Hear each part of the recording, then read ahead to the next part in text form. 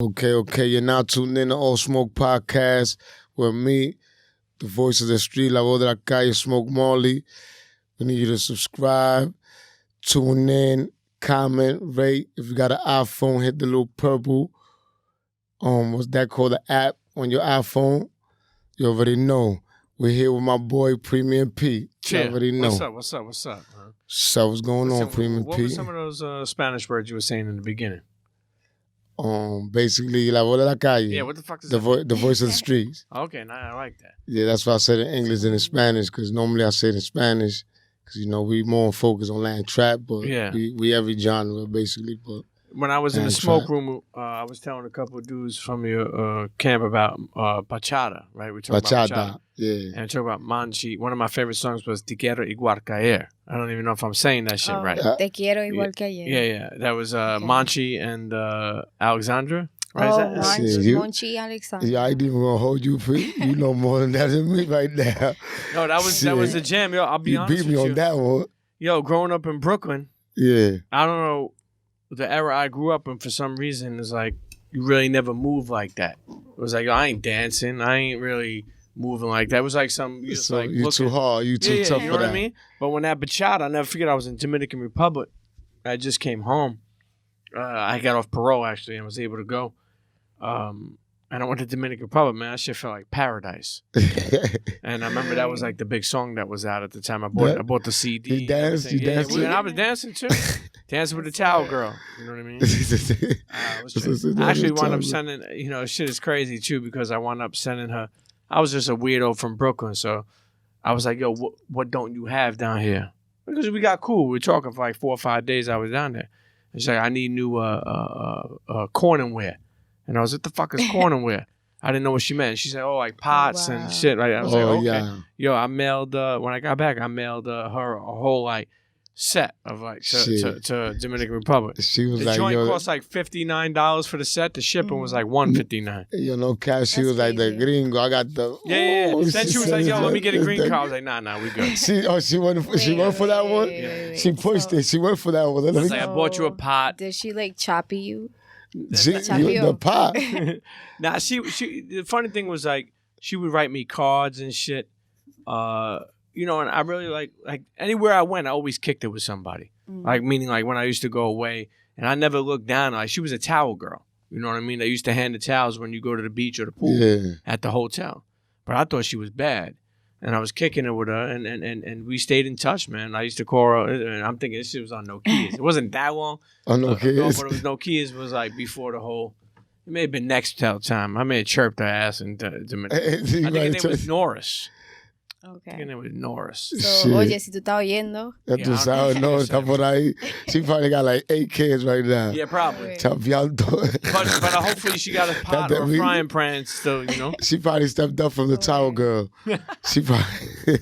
Nah, but I know you spoke about being away, and I always strive for this too. Real talk. That sometimes, like I remember when I would just be driving home on the Bell Parkway. You familiar with the Bell Parkway, the Verrazano Bridge? Yeah, facts. And I remember like at night I would see that shit lit up, and I was like, damn, that shit is beautiful. And I would just be thankful, like real talk. I remember when you was telling me that. You was telling me that earlier, that you be thankful, and I was telling you the same thing. I'd be thankful too, just to be home, like because when you go through certain shit in life, you're thankful for having this type of freedom, for being able to do just cross the street. Just across the street is like you be thankful for. Like on the come home, like you said, like when you come home, it's like that feeling, like it's that certain feeling. Because unfortunately, I came home a few times, and it never was different, like that feeling of that freedom. But now this last time, I would say it's different because the mentality is different. Sure. Like before, when I was coming home, I ain't gonna lie, I used to come home like almost ready to go back. Like that was like almost my mentality. Like, I did this. It ain't nothing. I'm gonna do what I need to do. I gotta come back. But I can't. The mentality gotta change. Like, you feel me? So then the day I just say that to all the young kids that's coming up, that thing like going through the system is all good, or killing niggas is good. Like once you get life, there's no coming back. You up there, it's over. Like the mountains is the mountains. Like for real.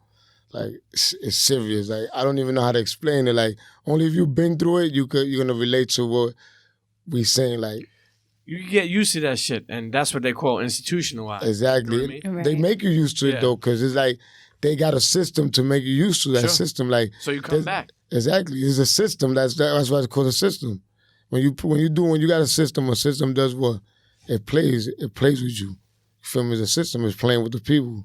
So that's what they do. They systemize you, and that's it. They make you feel like that's comfortable, like that's your natural habit. Nah, it's not that. You belong out here free and be able to see the rappers down the light bridge lit up. Yeah. See downtown lit up. Grab something to eat. Grab something to eat. Little things in life. The little things. No lie, that's crazy you say that, because this last year, that ass like almost last year, because it's been over a little year now, but like that me and my man and they was talking about, like, it was the little thing in life that you missing here. It's not even like, oh, I want to get a Porsche, I want to do this. Sure. You just miss eating at home, like just eating a plate of food, like buying a $5 plate. In your own bed. Sleep. That's the most. Sitting on your own toilet. Right.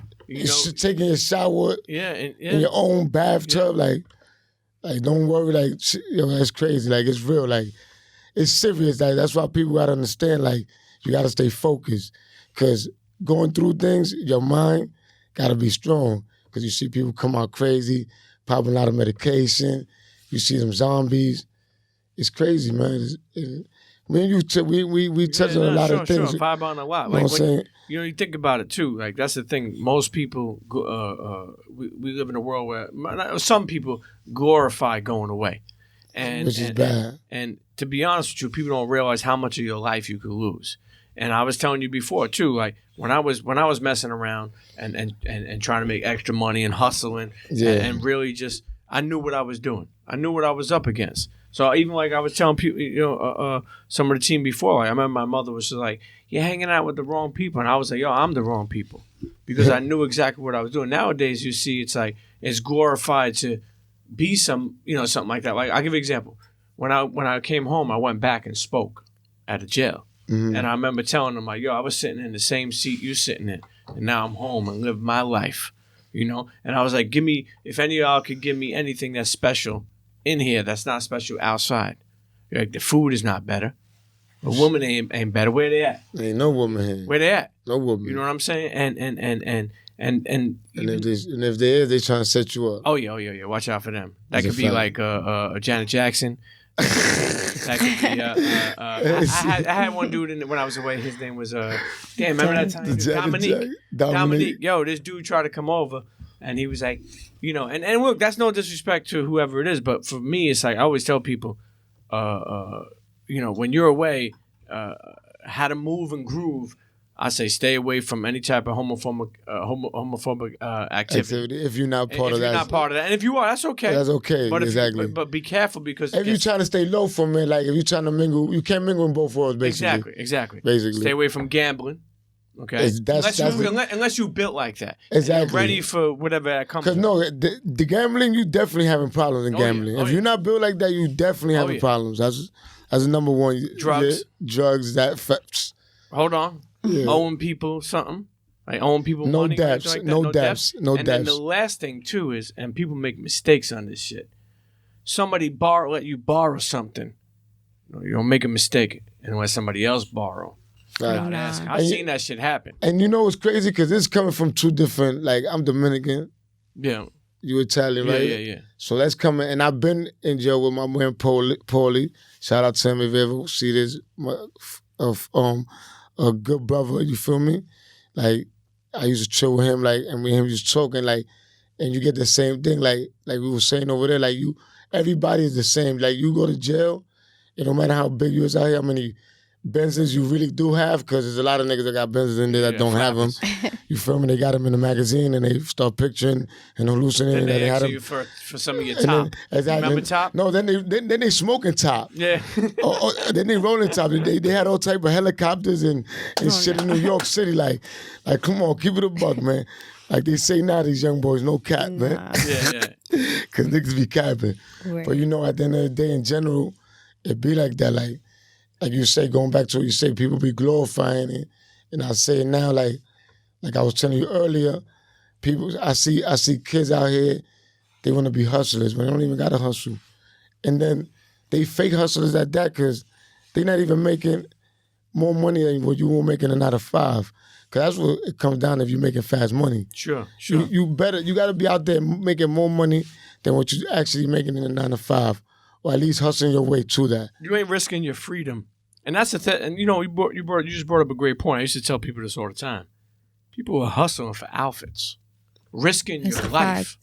Right? I know dudes like I grew up in Coney Island, but I used to hang out in Marlboro Projects as well. Okay. And dudes used to just be hanging out outside, selling crack in a 3 building or 4 building or 6 building, and literally for outfits. For pair of whenever Jordans. you got knocked with, right? Think about it. You were gone. Say you got knocked for 3-4 years. You don't have nothing. Now I'm not condoning you to do anything wrong, but I'll be honest with you. At least come home to something. Hold on, but let me not cut you off because look at the funny part. Because I just like you just say just on your top on that topic, like how you saying that people for Jordans or pay whatever they got. Then the crazy shit about this shit, this is all the way real.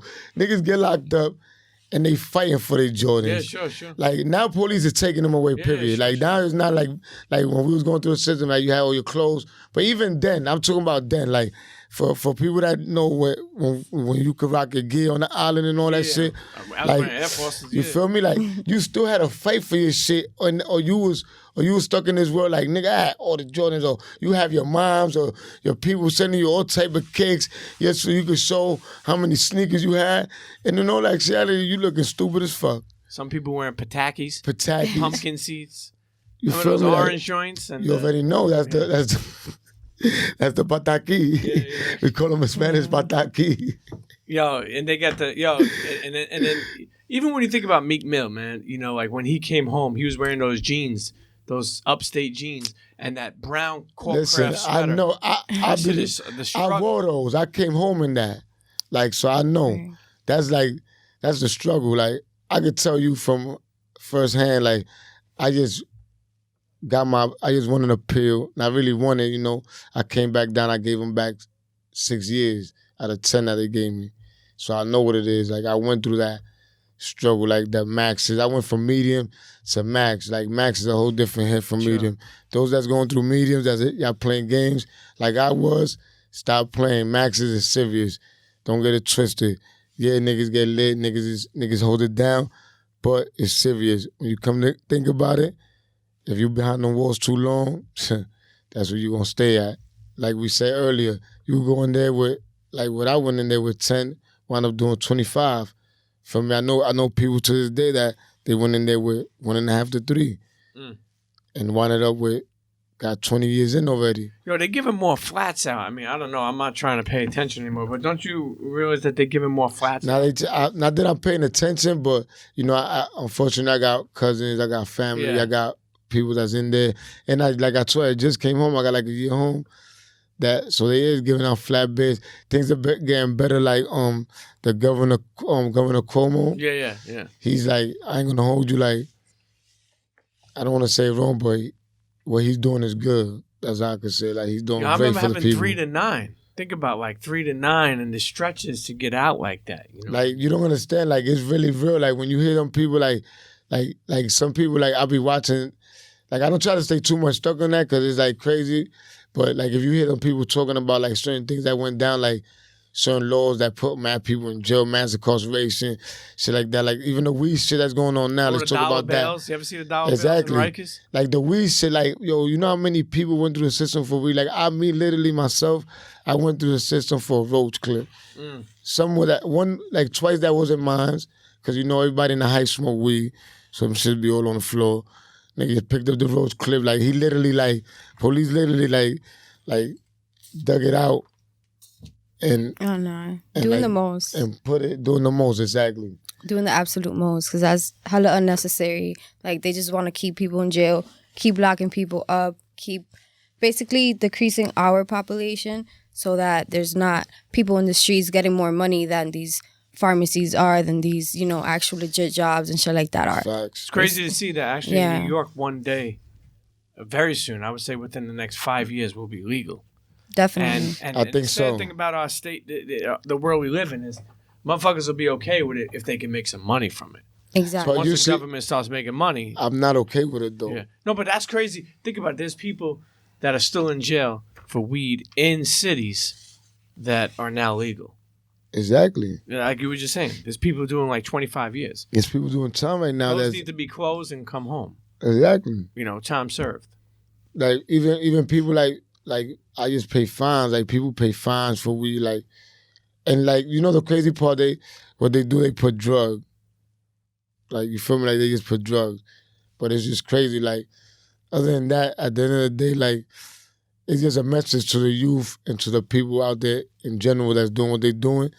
Like, nowadays, I see, like, it's good, like, this era of, like, the internet and, like, online stores and shit like that. It's good for people now. Like, you could actually own your own business if you work. You could be your own feel me? You could be your own entrepreneur, but you got to work it.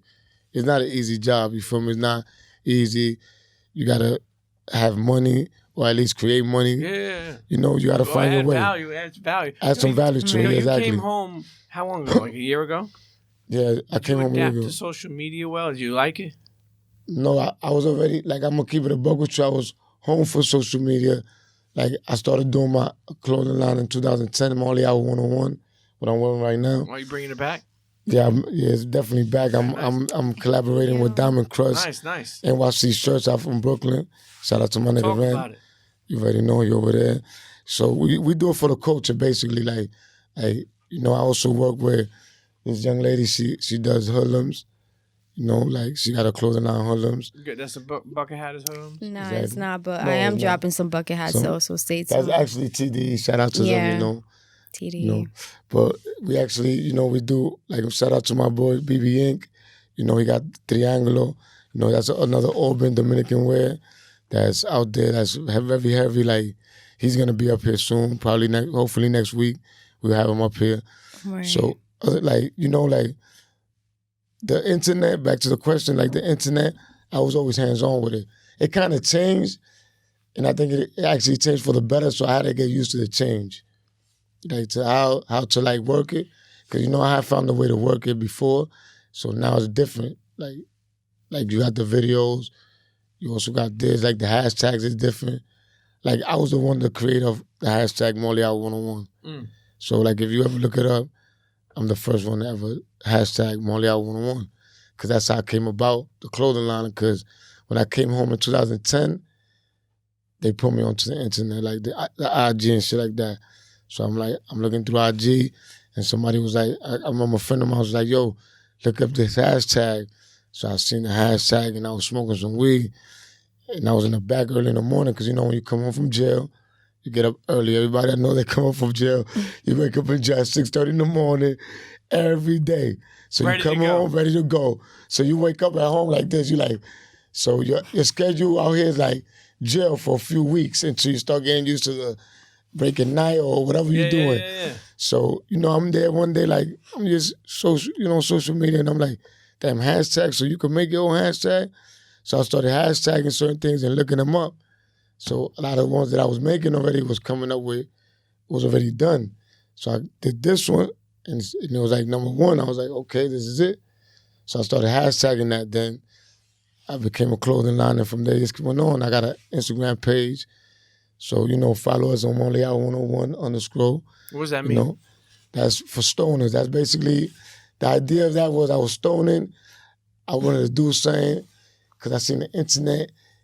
Like, I'm always a dude, like, always ahead of time. Like, I was like, what could I do? I want to do something. I'm always looking for something to do.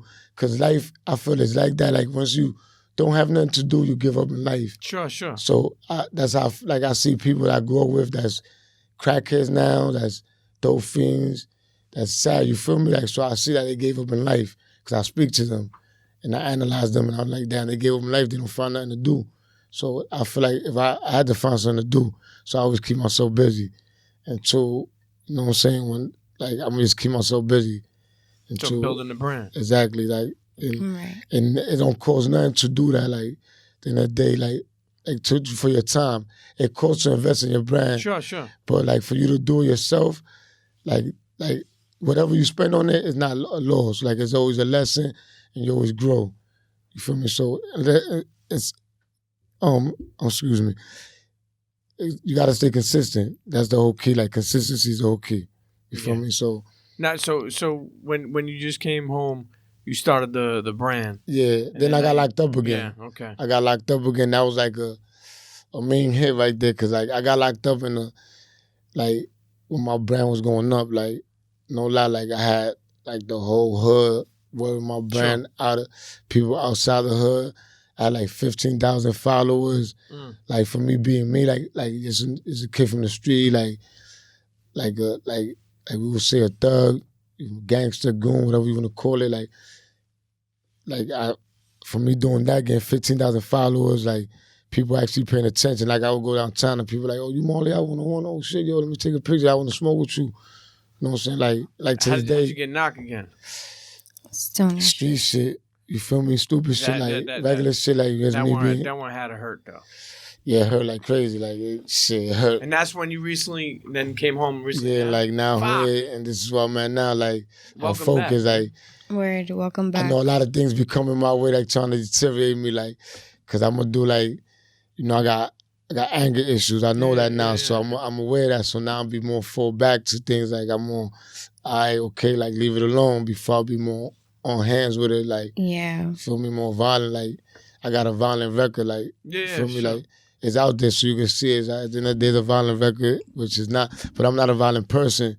So I just grew up in a violent neighborhood. Feel me? Like I felt at the time when I was growing up, I felt like if this is not the way I am, it's like, put it like this, plain and simple. It's either you be the prey or you pray. And I'm not gonna be the prey. That's how I put it like that. Make that decision. I had to make that decision early. So then I made that decision. Was a wrong one. It led me the wrong way, but it taught me well. Then I can't say, oh, if I could do it over, I would do it different, because you can't do it over. Yeah, or you wouldn't be here. I wouldn't, exactly. You wouldn't be here talking exactly. Like sometimes I hear people say that, and I'm like, it's like a question that's like, say, like, do what over? Like, you did it, and that's it. It's here, and it's just progress. Yeah. Like, you feel me? One thing is, like, when we were speaking off air too, we was talking about like how people love to hear about jail stories, or you know, how they glorify this. Exactly. But one thing I will say too is what people don't realize is, you know, that you can come home and stay home and change your life around. Not on some corny shit, on some real shit. Real shit. And I think there's a lot of people who are living examples. Even like yourself could be one to other people. Facts. You know, not saying like, yo, you know, don't do anything wrong. You can do whatever you want. You know what I mean? Got your own choices. But understand that, you know, I think that you don't have to. I think a lot of people, and I was one of these people who hold on to your past. I fucked up. I missed my daughter's first day of school. That shit irked me for years. But I had to start realizing that I'm not gonna miss her, you know, junior high school graduation, high school graduation. Yeah. So I made up for those moments. I missed those moments. But I think, like, to be honest with you, the system, and this is part of the system, like, coming home is one of the most amazing feelings, right? When you, it's kind of like actually like you rebirthed again. People are glad to see you. You're shining. The girls want you. Again, all that, everything. It's a good feeling. Like, you big, you like this. Yeah, you know what I mean? Everybody saluting you. Exactly. People that didn't talk to you before, like, oh, and you're like, oh, like. It's an amazing feeling. But at the end of the day, you know, it's like you got to find the way and not go back. I remember when I was leaving the joint, the CEO was like, "Yo, we'll see you soon." I'm like, "You won't see me again." and it's been 16 years, man. Congratulations, man! Congratulations. Yeah, man. I was like, "Yo, I'm never going back. Like, I'll never forget you." Wow, that's man, pops. That's crazy. That's great, man. Yeah, I appreciate it. Thank you. I'll never forget my pops came and picked me up in the parking lot. And he had this van. And I'll never forget. Like, I was all the way upstate, like up in like I don't even know, like 8 hours away by like Lake Erie, you know. And he was driving this minivan. He picked me up and, you know, gave me a hug. I said, "Let's get in the car." Yo, homeboy had a map. This is before, you know, like navs weren't really like that. Yeah. It wasn't no navs. And he was like in the middle of the parking lot, and I literally like, I respect the fuck out of my dad, but I was like, "Yo, Dad, do me a favor, get the fuck out of here." Cause like he's in the parking lot like this. I just felt like like get out of here, like let's before go. They come back and like, you know, come back inside. You know what I mean? Like I was like, you know, and that was like a different one where he was able to meet me outside. You know, and then you go through ones where I came home, where you go to Queensbridge and you go to a halfway house, and you know, I don't know how many people went through that different stuff. Like me, like every time I came home, like I came home from the jail, cause like my first bid. I came in from Riverview, right? And over there, by the way, fuck all y'all COs over there. Dick sucking ass. Yeah. Yo, but at the end of the day, they over there, them COs over there, like when I was coming home, like one of the ill assholes, he tried to say something to me, and I was like, man, eat a dick, man. Like, you wildin'. Like, why you even talking to me right now? You always try to slug us. Like you got these COs upstate, like they don't like us. Like, you know about, like, you know they don't like us, period. It don't matter your color, nothing. Like, they don't like people from the city, period. Like, they don't like people that come to jail. I realize that. New York, like, too? We start mentioning from New York? When you from New York, like, they don't like you. Like, I noticed that. Like, you could be a white guy from upstate, and they're going to fuck with you more than a white guy from New York. Because a New York dude, like, it's different. Like, you know what I'm saying? When you come from Brooklyn and from the city, it's different. Like, you got the vibes. You like, the vibes is different, you know. But I just say that to say what you were saying when I came home. I told him that. But in my mind, I was like, and back in my mind, I was like, yo, this dude might see me again, but it's fucking, like, I just felt like telling him that. Because I know, like I told you before, them days, I'll be like, I'm coming home to parole, I'm smoking weed. Like, I told my parole officer, she was like, yo, you smoking? I was like, yeah. And I remember I had like 18 months left. I was feeling myself because I felt like I could do 18 months. I was like, man, if I don't give a fuck, I was smoking weed. What you, like... Did you have a curfew? Yeah, so I had 9 p.m. I'll be home at 2 o'clock. Yeah, I'll break night. I give myself credit, man. That shit was hard as fuck. But you was going home? No, I was. I rented so many DVDs. I didn't even know what was around. Maybe it was. I don't know where I was getting them. Videos. Don't lie. I got caught for curfew before. I go to violation. My dumb ass was at a video shoot thirsty. Oh my God. Yo, the best is COs used to get people, and still to this day, this is crazy. So anybody listening who may not know how some of this shit works. So curfew, most of the time when you're on parole, is like 9 p.m. No, right? It's always 9 p.m. Well, I'm saying, I mean, maybe it's changed. Maybe it's changed, I don't know. Right? Yo, check this out. Dudes, this is how stupid some dudes were.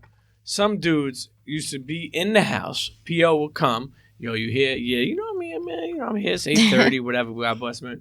And then 9 o'clock, they would, like 9:05, 9:30, they would step out the house. CO would be outside, put the cuffs on them. Because they would be home before to make, like, so they see you and figure they would bounce. So that's crazy. You know what I mean? And then COs made a living off of that shit. That's crazy. But that's why I stuck to my guns. I rented every single movie. Yo, I came out wilding though. When I came home in 05, I was bugging. When I came home in 05, like I think back now, like really like, I was thinking back at what the fuck I was doing. I was like bugging out, like, cause no lie, even then I made a clothing line called Money on Broadway. Cause I had a little entertainment. Even when I was wilding, I used to do like entertainment shit, like, and cause I always figured like I could wild out and still make it. Sure. Cause I was like, fuck, I'm gonna wild out and make it. I don't give a fuck, I'm in these streets. But I'm still gonna try to do this too. Did you hang out with people that you met once you came home that you didn't know before? Yeah, as a fact, I met up with people from jail. I actually stopped doing that shit cause that shit always wound up crazy, like. Yo, you know what the best is? Like back in jail. Like, what's up? Hey, we back in here. Yo, if you're hustling, that's the craziest thing about going away. If you're hustling, and then it's like amazing how you get, like I grew up in Brooklyn, New York all my life.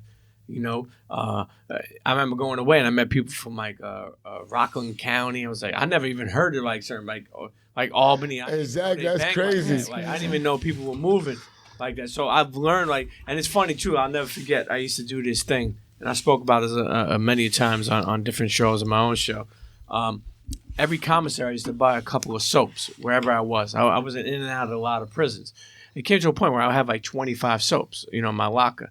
And anytime a New York dude would come in and he was hurting, I would give him like 2 soaps. But I had all the good soaps. I had Lever 2000, I had Dove, I had Oil Valet. It's crazy. Look, you see how he's talking though? Yeah. And this is how people actually cherish that in there. The good stuff from out here, you actually cherish that in there. when you're able to get it, or else right? you get the court craft soap. You get that cold craft bullshit. Listen, that shit will get a pimple off, but also take your eye off. You know that shit will take your skin off. Yeah, that shit almost had me your color. Another thing too, I was telling you that shit was crazy. Is I remember being upstate, and there was a dude who was nasty in handball, but he had one arm. Yeah, you was telling me about that. Yeah, and nasty. Like he was serving dudes in handball. Yo, but trust me, I've seen and then to me, like the biggest, like the fattest, like the big boys, no disrespect, respectfully, the fattest dudes, like they be like the nicest, some of them, like they be giving it to the skinny, the slimmer dudes. They're you think you fast because you slim? Like my man India, shout out to my boy India, he should be coming home soon. They playing soccer and then they got big dude, but he's nice. Oh, wow. Like, no, don't lie. That's the best, though. Games. That's the best, though. To see the Jamaicans versus the Mexicans, they be bugging. Because you know Mexicans be enredado and the Jamaicans be enredado. They crazy. Be bugging. They be wilding on each other's shit. Thought it was FIFA up in that bitch. That's a fact. But you gotta give it to the summertime softball games. Dominicans versus the Puerto Ricans. That'd be the best, cause that's the non-ending war right there. Like, who's the best country that play baseball? Which I know is Dominican Republic, but you already know.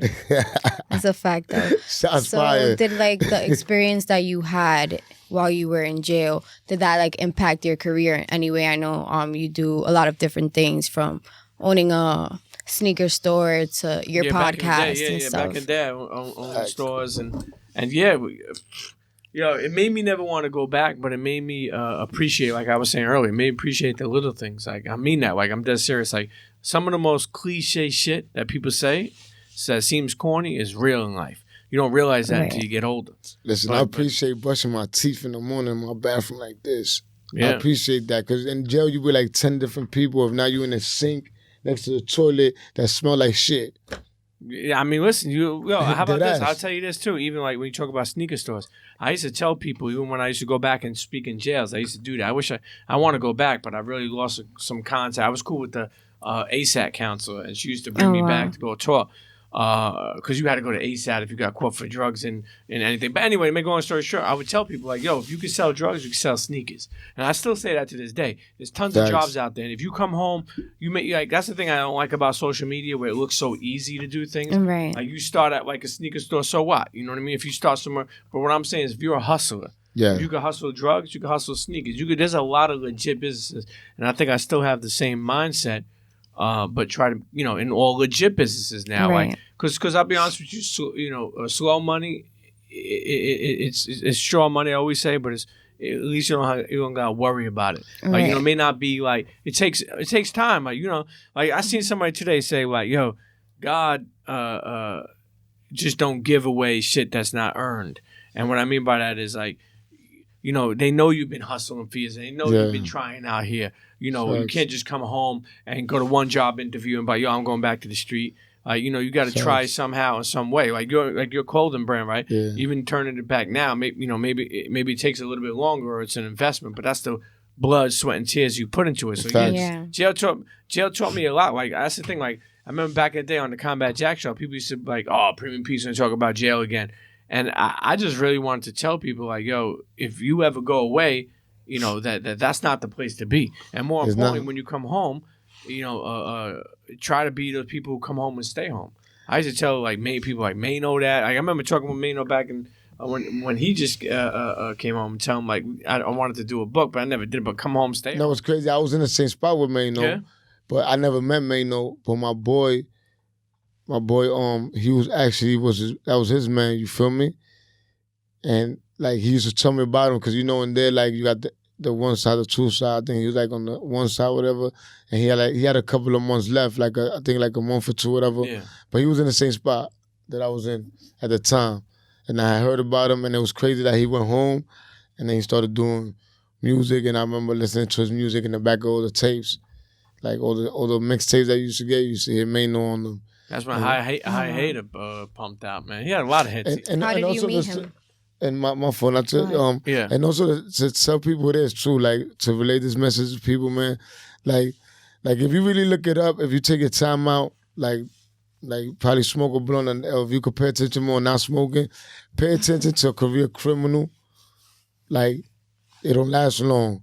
And the time and what they take away from you is not worth it. You feel me? Like, to me, it's only like, it's really not worth it at all. Like, but it's only worth it like if you like kind of beating them, like the white collar crime like type that I be hearing about. Like, they come over like a couple of meals, do 2 years, come home, still have their meals or whatever.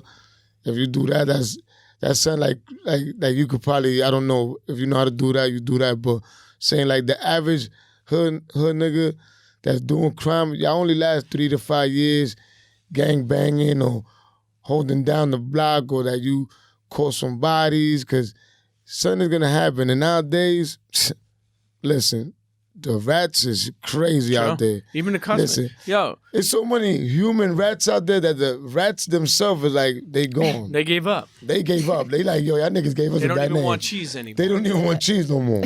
Yo, you think about it this way too. It's crazy. Customers. That's the thing. Like, yo, that's where, like, let me tell you, man. Even like, I grew up in the era of the crack era.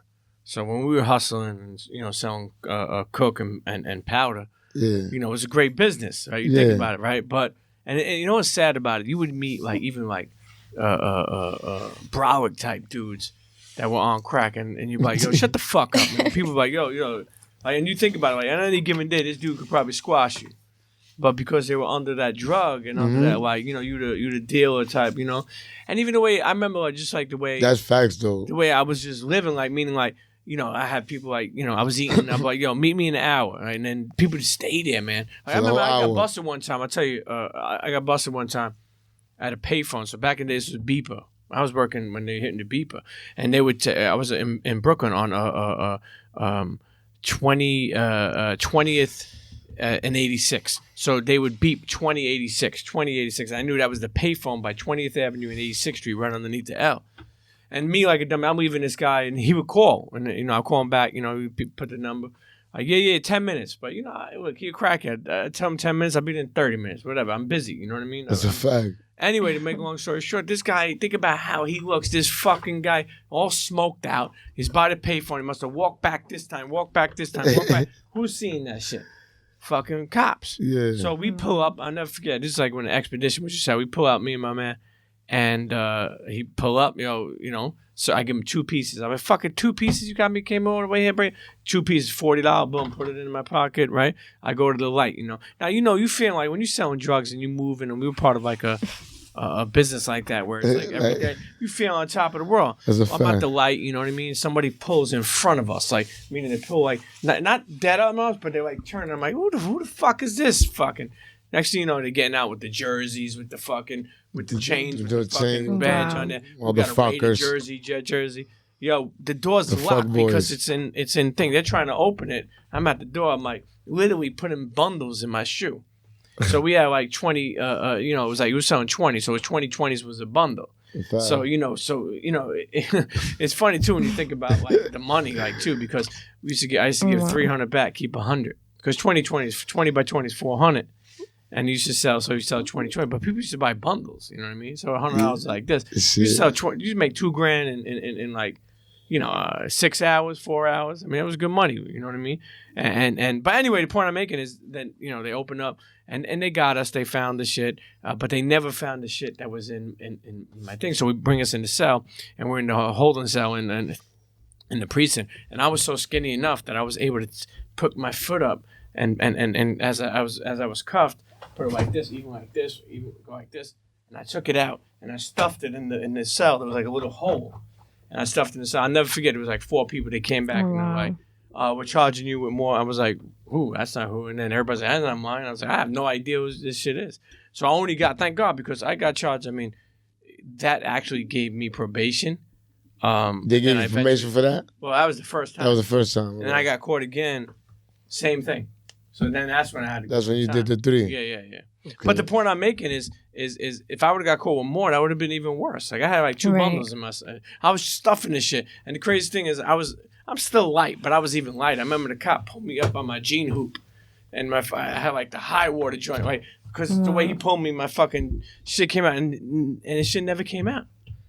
Yeah, They done took me before for not finding the butt on me, and I done lit it up in the bullpens. Yeah. They be mad in there.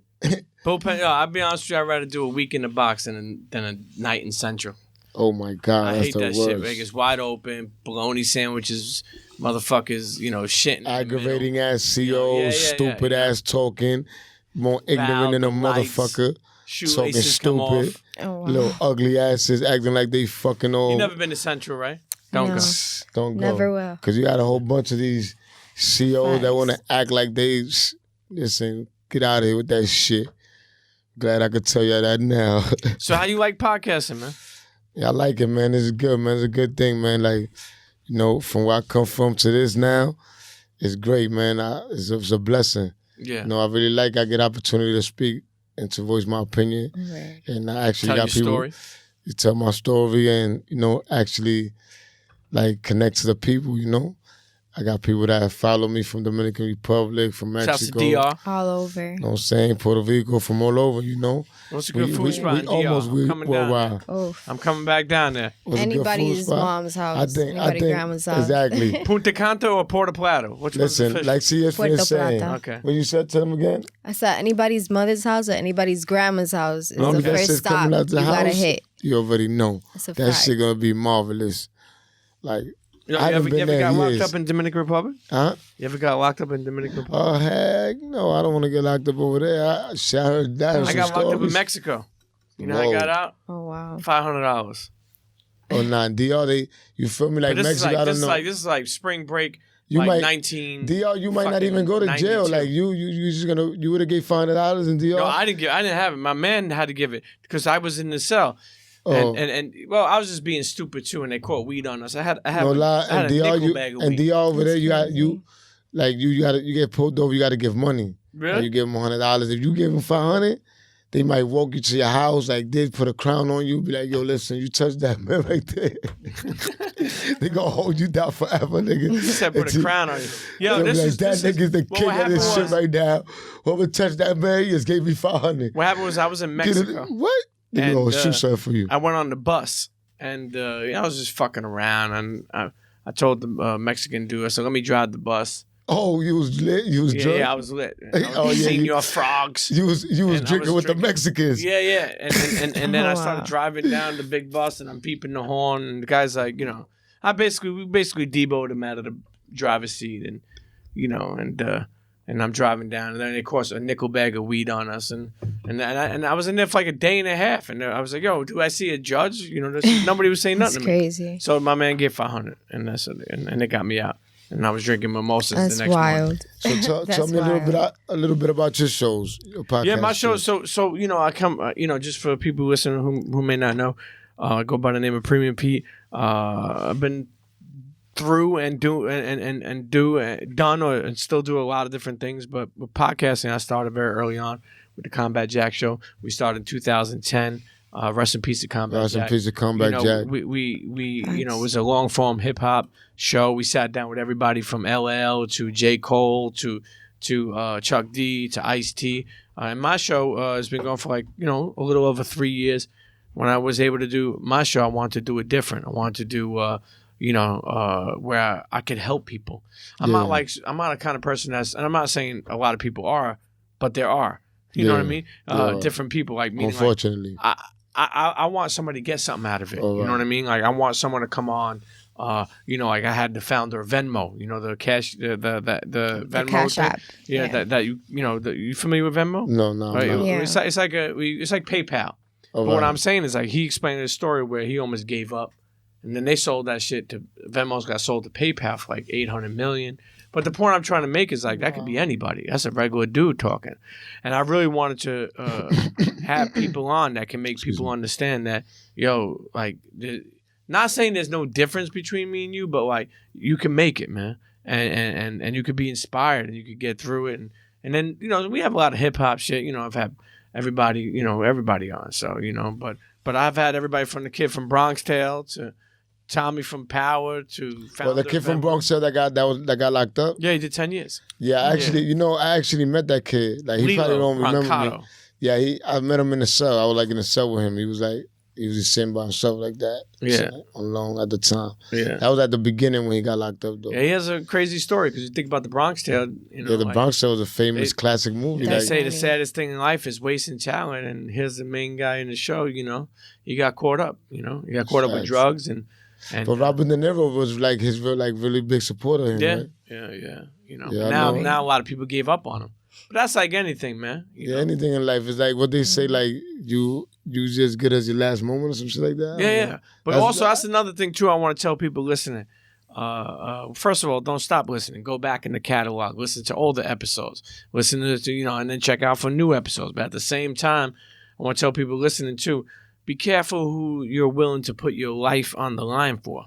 I see a lot of dudes, young dudes, and even older dudes that ride or die with people. Whether even in hip hop, you have an artist that runs around with like 40 people, and almost every one of them are willing to put their life on. And that's great.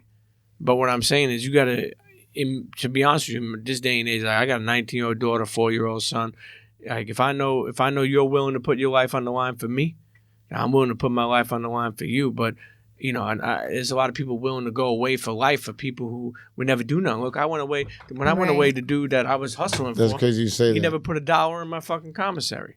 And, I remember they were asking me about him. Like, yo, we'll let you go. What about the guy that, that runs this whole thing? And I was like, yeah, I know somebody that roasts corn in Mississippi if you want them. And they're like, what the fuck are you talking? I'm making jokes with them. Yeah. And think about it. Like, and my style was never that. I would never give up anybody. You're not a cop trying to ask you all this shit. Facts. But, I did my time. I'm going to pay for it. But the point I'm making is this dude, and I'm not mad anymore, but it's like, it wasn't there for me. Nah, but it's not about being mad. It's about learning from that. Like learning that, like what you just said. And it's like, it's crazy you say that because it's people that, it's like situations, it's now that I'm around, you feel me? That like soon people is going to hear about that. But like you put your all into certain people. Like people won't realize even people like artists, like you be with them and just, they feel like they run around with you like they use your credibility. Sure. You feel me? Because like you got people that's like, cause street credibility is powerful. You feel me? No matter what you say, at the end of the day, it is what it is. It's there. You see, Khaled was just recently, I don't know what area he was in. Was he in Harlem or something like that? I don't know. He was recently there. I remember hearing Pistol Pete. Shout out to Pistol Pete. Yeah. I want you to meet him. Yeah, but, shout out to him. I remember him saying like, yo, people like Khaled, you're in the hood. It's good to see street dudes that are with you. You know exactly. What I mean? It brings a lot. Not saying Cal's not official. Yeah. But when these street dudes fuck with you, you're even more official. But that's a fact because at the end of the day, it's like, all right, you from Miami. You're right. You do got official niggas in Miami that fuck with you. But that's obvious. That's obvious. You should have them over there. Sure. So when you come over here and you see them with a guy like one of my guys, like I won't say no name, but one of my guys. Or me, myself, like, if you see them with us, you like, oh, nah, he with them, like, he good. Like, he good money. They know, yeah. Feel me? Like, or whatever. Or let's say, for instance, like, we talking streets, them other guys that's looking like, that nigga landing here, you gonna get him. But then they see him with us, like, oh, nah. Yeah, you good money. You got money. Yo, what's up, Smoke? Yo, you good with you? And then you got dudes that's even that Grammy that still actually like, what's up with him? For you could give him a green light to do something. Yeah. You feel me? But it's different levels to this. You just can't do nothing to him, per se. But there's artists out there that do that. And I want to say this message to artists that's out there. Y'all pretend this gangster role, or y'all and then when gangster shit happen, stick to the gangster role y'all been playing. Sure. Keep the same energy. Keep that same energy. A lot of niggas don't understand that. Feel me? Because that shit come from jail. Keep that same energy come from jail. And a lot of niggas now using that saying because it sound cute. All right. How cute it is when they step to you and the moment is real and you running. That's not cute, right? Now you're an artist that just ran. When I was away, there was people that used to love sticking up artists, man. You feel me? I won't even. But I noticed, because I'm a nigga that's from the street, and I noticed, and now hip hop police have stopped a lot of that. Yeah. A lot of this shit happened because that's why hip hop police exist. because of real gangster shit that went down in the hip hop industry that still go down to this day, but it's more discreet than before and more like, because you always need this when you come out of this or because hip hop comes from the concrete. Hip hop is us. From the mud, straight from out the mud. Bun. You feel me? Right. So hip hop, you've seen it create diamond. It makes it diamond. You got Jay-Z, you got Nas, you got Puffy. You keep naming them. You got them all. You got Chew. You got people like it's different levels, but you. Sure. If people it's created, it makes sense. So, to me, I always look at it like this. Let me help if this makes sense. I always look at hip hop as a puzzle. Exactly. And everybody's a piece. Like there's not everybody, but there's certain pieces of the puzzle that make this whole puzzle. Exactly. You know what I mean? Like a Jay, like a Pun, like a Nas, like and to be honest with you, it's crazy that when you think back in the day, hip hop was almost like thought of as a fad, like it wouldn't be around no longer. Exactly. And now it runs the world, rules the world. Exactly. Not just from music. That's why shout out to culture, Atlanta. from style, yeah. Exactly. Like people be like, oh, but Atlanta got it, but it's not even that. It's like you said, it's a puzzle. Like the puzzle started in New York, let's say the Bronx. Sure. Then it went from here, there, and now it's everywhere. Yeah. People Puzzle, in different languages. You got Latin trap. J Balvin? Is he Latin? No, Jay, I wouldn't consider him. He done Latin trap. He reggaeton. But what about Bad Bunny?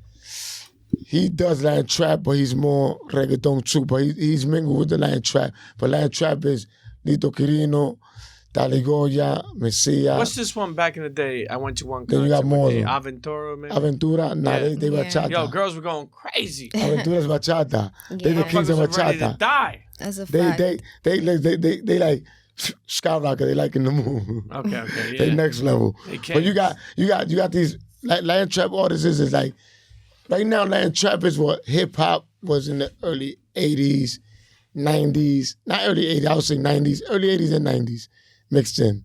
But I would say '90s more now because you had the era of that when it was rap, which is back rap, but Latin trap opened up the door back for order, and that genre is based off hip hop.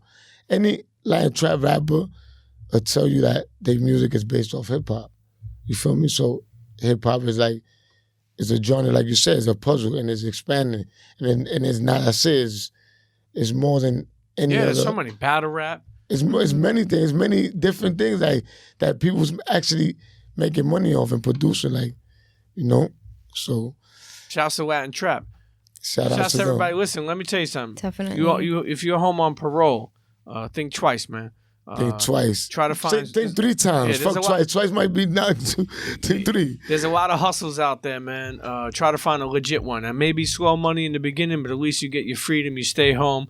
You can eat some decent food. You can, you find yourself to get some buns once in a while. Facts. And don't smoke weed like I did. Yeah. Oh, if you do, you better stay on your water game. Don't get violated, man. Don't get violated. Be smart, man. But nowadays, nowadays I'm in parole is way easier now. Yeah? It's more lenient. Like, there's a lot of things, because the marijuana things coming in. I'm hearing like they're going to stop pissing people for marijuana. Yeah, like, I think probation already did it where they can't violate you for marijuana. 210 German?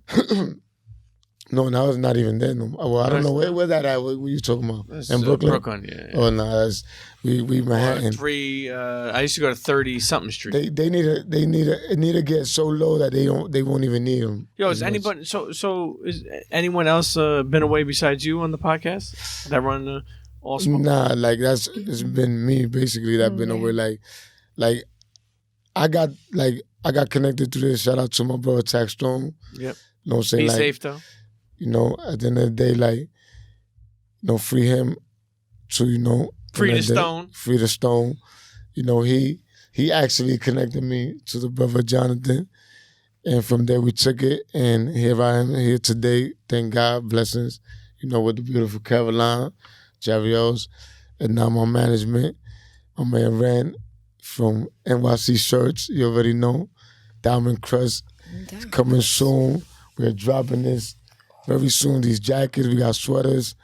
Listen, we got everything coming out this summer. We got everything. We also have a cookout coming out August 1st. God willing, everything works out. You know what I'm saying? You invited. Yeah, we'd love to be there, man. You know what I'm saying? You invited to pull up. A plate of them rice and gandulo. Oh my God! Don't put that out there. Now we gotta have Mexican noodles there. Why you did that? Hey, so you, hey, yo, P, you play. Hey, yo, we won't be having that. I did only a play for P. We're gonna have my mom do a play for P. Don't come asking for them plays, nigga. You know me. If you want to play to that, have some GG4 for me, nigga. That's a fact. But yeah, man. Yo, P, man, it's a pleasure, man. Oh, man, having you, man. I'll be back, man. Listen, I love what y'all doing. You always welcome back, man. Yeah. Like, it was a pleasure meeting you. Like, don't lie, like, me meeting you and seeing you, like, I wouldn't expect for you to have went through what you told me you went through. Like, just seeing you, like, I would expect, like, you know, just having, like, I just seen a whole different, like, not that, but it's great to hear that, you know, and it's good. You know what I'm saying? It was a great interview. So it's a pleasure. Yeah, no, man. So listen, let me tell you something. First of all, I support multiple things. One is I definitely support Tax. Definitely support Mena, Jonathan Mena. More importantly, when they told me about you and what you've been through, and I love supporting shit that like somebody turning something into nothing.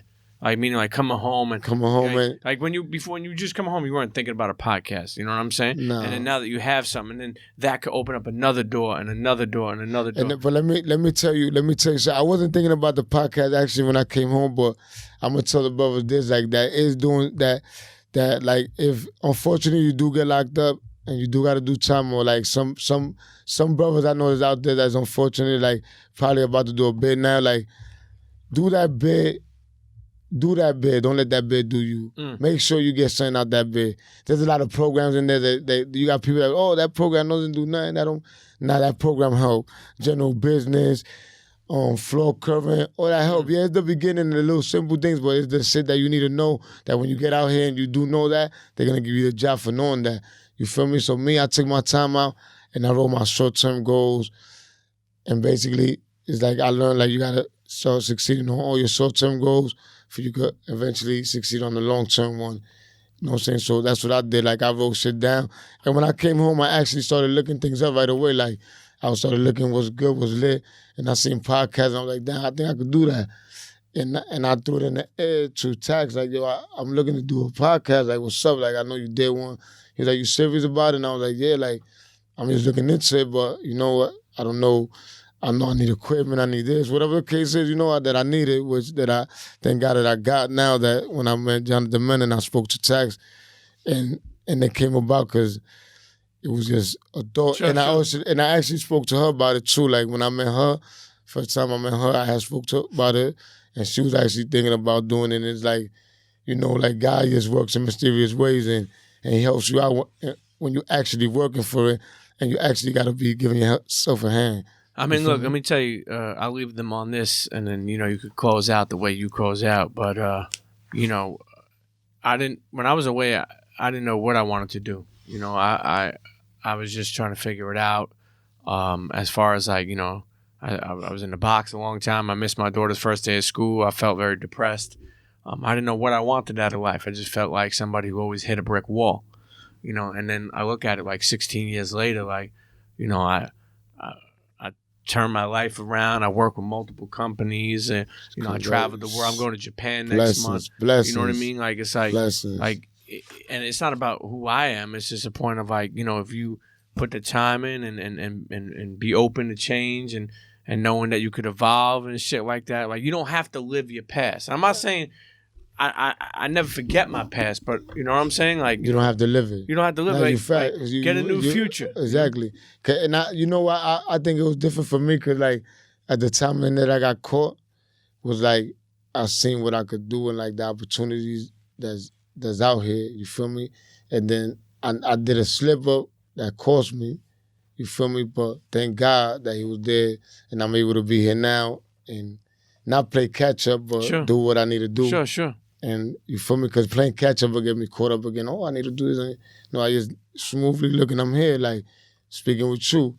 Thank God, your brother that's inspirational, that's got a good message, and you're always welcome, man. And God bless, man. Appreciate it. Shouts to the podcast. Shouts to all the Dominicans. You already know. Shouts to all the Italianos. All my Italianos. What about the Puerto Ricans? We shout out to Puerto Ricans. That's a fact. Shout out to the Puerto Ricans. I don't know how many. Shout out to my Mexicans. Sometimes Dominicans don't want to. Nah, listen. I don't listen. I never had drama with Puerto Rican. Free my nigga Blaze. I always said, listen. Me and Puerto Ricans always got along. Those that don't like me, that's because they don't like who they don't like. I don't care about none of that shit. If you're a good person, that's what I care about. Yeah. I don't care about where you come from. Who makes the best mofongo? Dominicans. Okay. That's enough said. Jonathan Mena, put this. Come on, man. Yeah. You already know. Nice. Oh, Smoke Podcast, La Voz de la Calle, the voice of the streets. You already know. Cheer. Yeah.